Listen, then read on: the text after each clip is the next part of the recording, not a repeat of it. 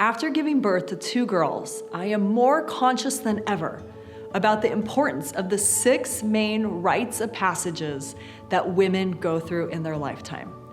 I want both of my daughters to love being a girl and celebrate becoming a woman.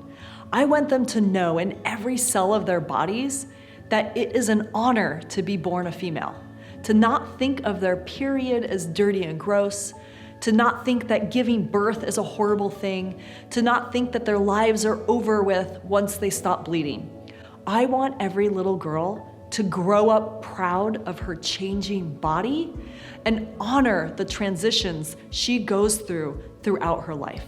To see each change as a rebirth process, accepting that death is a part of life and only helps us to find more meaning in our lives. I'm Tanya Lynn, the founder of Sistership Circle, and I train women around the world how to lead women's circles.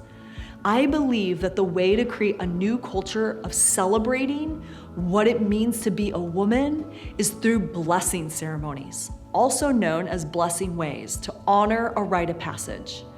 You could check out the next video in this series as I walk you through the steps to create a blessing ceremony. In this video, we're gonna go over the 6 main rites of passages for a woman's life. So what is a rite of passage? A rite of passage is a ceremony to mark the transition in someone's life.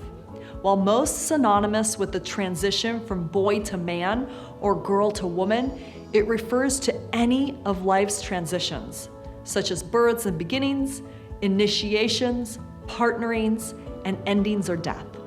So let's talk about the 4 life seasons and their rites of passages. For women, we can find the 6 main rites of passages within the 4 seasons of your life, related to your fertility and sexuality. The first life season is defined as the maiden from birth to childbirth, known as spring. The 2 rites of passages distinguished here are birth and the menarch, or initiation of menstruation, also known as first blood or first moon. We also have birth blessings. Typically, we think of honoring the mother for birthing the child, since she's going through more of a conscious rite of passage. But when you think about it, entering the world from the dark spiritual realm of the womb into the physical realm can be quite traumatic and shocking.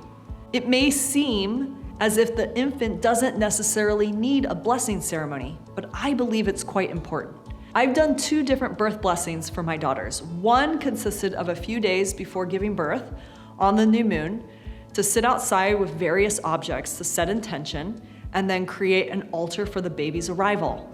I drew oracle cards as well as introduced her spirit to the 5 elements: water, fire, earth, metal, and air, with a ceremony to ease her transition from spirit to physical realm.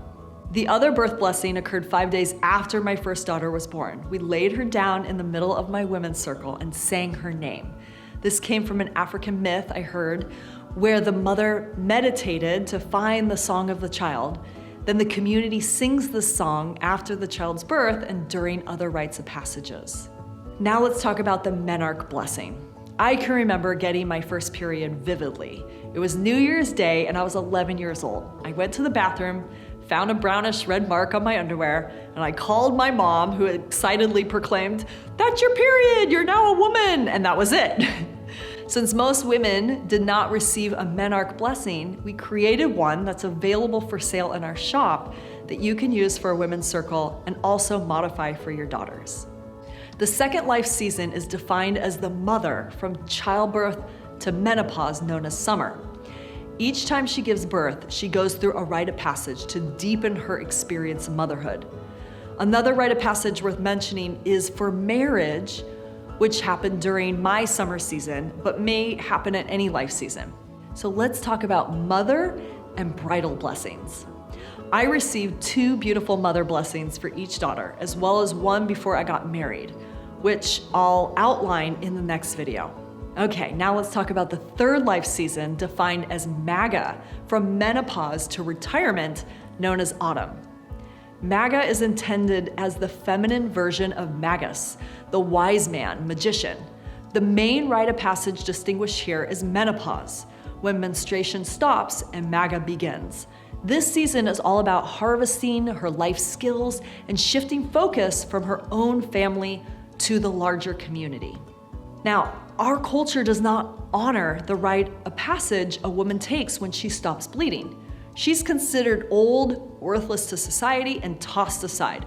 By honoring the mark of the last blood and honoring her transition into her later years, she can see how much value she has to offer her community and the world.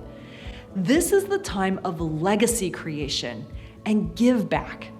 We need her wisdom and knowledge more than ever. So creating a wise woman blessing ceremony is one of the most important rituals we can perform for her. We've also created an outline for the wise woman blessing ceremony, which you can find the link for in our description box. The fourth and final life season is defined as crone, from retirement to death, known as winter, when she withdraws from the busyness of life. So a death blessing differs from a funeral in that it is the honoring of the rite of passage before she transitions to the other side. The intention of this blessing ceremony is to ease her transition, have her feel complete, and pass down her wisdom to future generations.